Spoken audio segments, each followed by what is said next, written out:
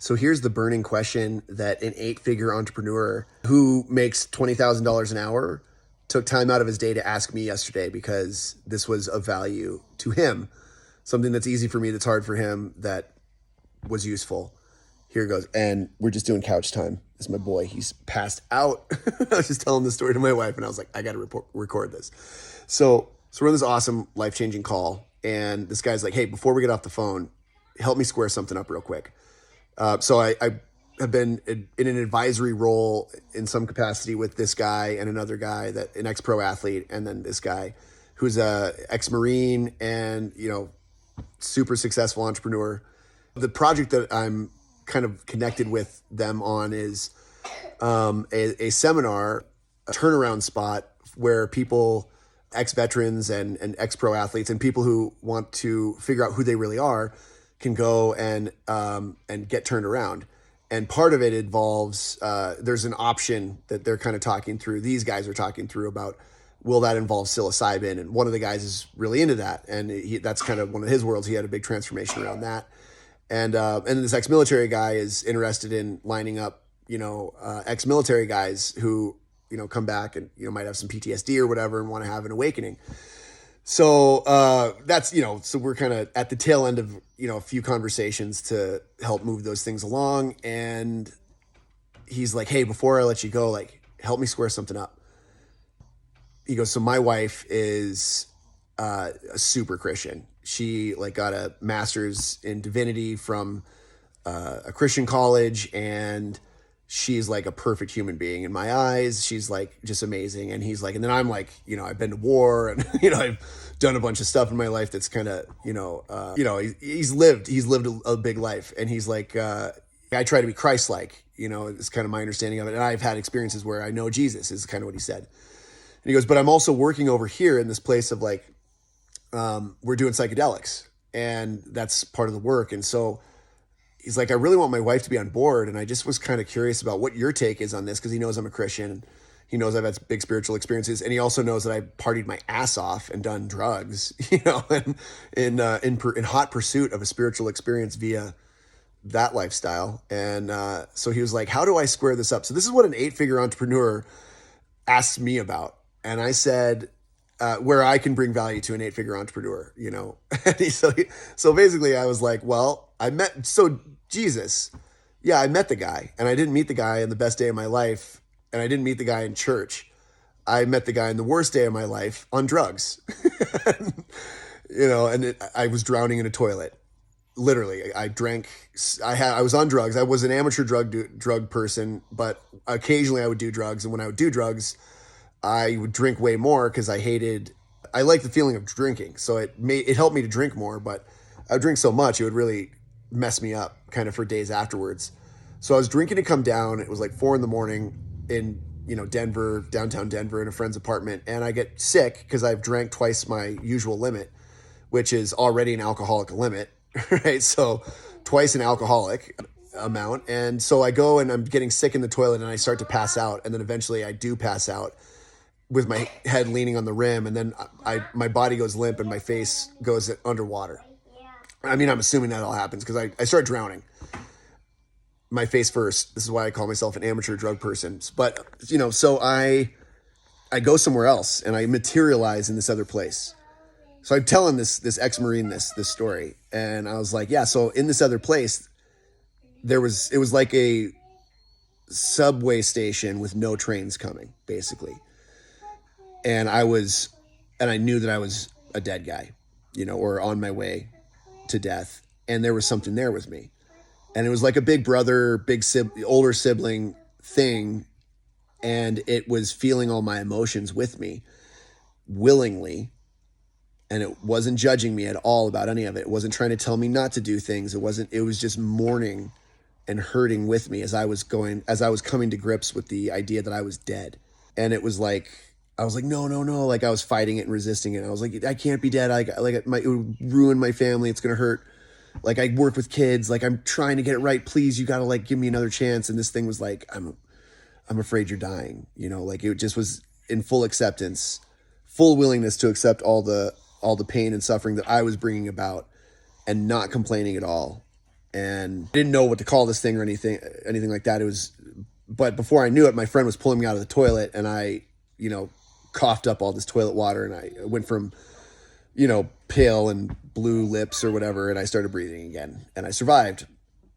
And I drank the next night, and I rationalized that I would never do drugs again like that, because that's the cycle I was in. I didn't have a spiritual space in my life really at that time, so I wouldn't have even called, so that thing, I didn't know to call it Jesus or whatever, or that it could be called anything necessarily. There was this presence there, and I didn't talk about it with anybody because it was terrifying, and it obviously was super embarrassing that I almost drowned in a toilet. So fast forward to got sober a few years later, went to church only because some pretty girl from my 12-step group invited me, and she said an ex-addict ran the church. So I was like, okay, cool. That's like more like an 12-step meeting. I'll go to that.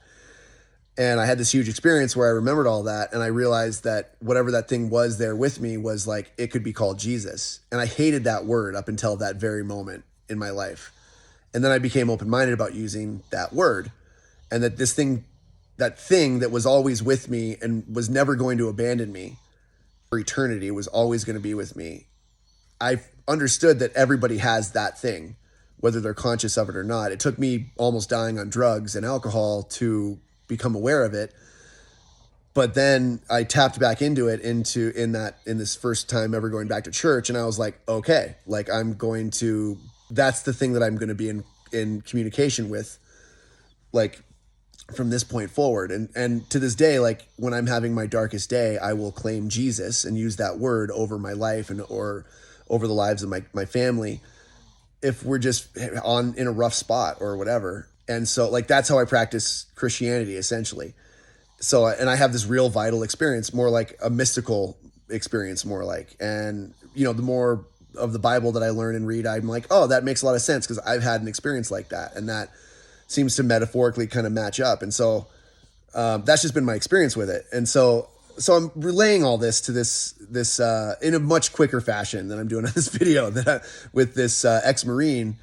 And I said, so these guys are having this real experience. And when I've heard people talk about their trips, that is way more like the spiritual experience that I've heard than, honestly, most people I've talked to who are Christians, and he identified with that too. Like most of the people that we know who are doing the church thing aren't having that deep spiritual experience. They want to have it. They're envious of people like me and him who have had this experience with like this real living being that's with us eternally, that does not judge us, that does not blame us, that only helps us feel the pain of our sin, you could say. There's a line from the Bible about that, of like, that Jesus became sin. And that totally checks out with that story I just told, because this thing was the place. If sin is the location of suffering, and that's what the cross is, like that's what this thing was doing. And I was crucifying this guy with the way I was living my life and the malignment that I had internally. This dude was feeling every second of the malignment from those decisions and was not judging me. It was just there to help me, so I wasn't alone in my suffering, or else that would be like hell, would be alone in my suffering maybe. So this thing would never abandon me. So I was like, so if there's people who are going to judge you, if there's Christians who are going to get judgy about that, probably, that's just going to be their deal. And maybe they might be repelled by that. But if this is helping people and you have a pure heart around that, your wife's going to see that. And anybody who really has a spiritual relationship with their creator, with this thing that lives inside of them, that's accessible to everybody. And I think they even call it different names all over the world in different religions and stuff. It's a universal. I was certainly not a Christian when it happened for me. I didn't have a name for it, but it was there with me, And so I think if these guys are going to have this medicinal trip and experience that thing, and then the result is they go change their lives based on the truth of whatever happens in those moments, that's a really solid, that's a win-win, baby, And so Jesus versus psychedelics, it's like, to me, it's all good. And I'm not a person that is a huge psychedelic advocate for myself personally, but I know people who have gotten sober because they had a trip, a medicinal trip, not like they were just getting effed up on the weekend kind of thing, And there are people in 12-step meetings that have that. There's people who go to psychedelic retreats and have that. And there's people in church that have that. And they're not the majority. The majority of people go to church and they like have pretty solid lives, you know, and the majority of people go to 12-step rooms and they get to stay sober. They don't have this maybe deep, profound experience with like a burning bush God. The most people that I've ever met, you know, in my life that have those experiences are there, you know. So essentially, this is just an interesting thing. So I'm a guy that lives in that space, and I love helping people navigate their spiritual mission. And so if you're, you know, 6, 7, 8-figure entrepreneur and above, I'm not going to limit it, but that's the highest I've ever gone is an 8-figure entrepreneur. I have met with 9-figure entrepreneurs, but I've never done deep coaching with them necessarily. You know, but if you're looking for your spiritual mission, that's what I'm really good at helping people with. Even, you know, in my dad shirt, hanging out with my kid in my armpit here.